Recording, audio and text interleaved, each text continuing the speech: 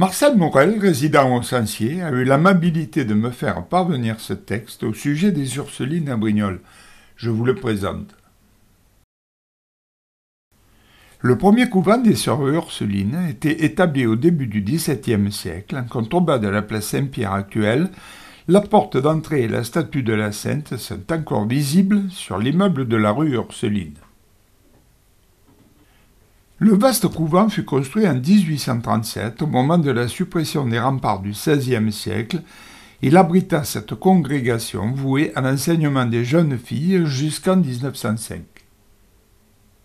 La ville en fit l'acquisition en janvier 1909. Longtemps sa destination embarrassa les municipalités, écoles ou casernes ou économie locale, élevage de vers à soie. Au cours du temps, il servit de salle de réunion, assez tôt de siège de la Croix-Rouge française, dans les années 30 de patronage et de cantine laïque. Il hébergea la foire exposition des vins de 1931 à 1972. Le corps des sapeurs-pompiers, notamment de 1951 à 2007. Le cinéma rural et son corollaire, le ciné-club. La bibliothèque municipale, AC de 1977. On peut dire aussi que les soupes populaires y fumèrent durant les deux grandes guerres. Mais c'est à partir des dernières décennies du XXe siècle qu'il ressembla le plus à une ruche studieuse et enjouée, avec ses cours de musique, de danse et de beaux-arts.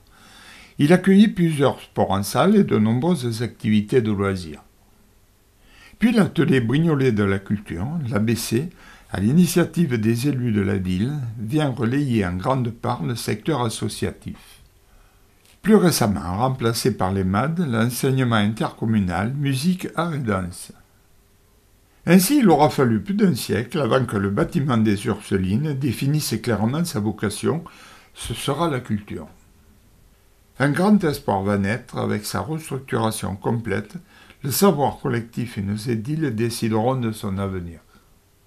Ainsi s'achève cette vidéo. Confinement de la Covid-19 oblige, je n'ai pu filmer le bâtiment en cours de restauration.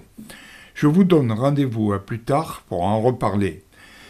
Merci encore à Marcel Morel pour toutes ces informations qui, je l'espère, vous auront satisfait.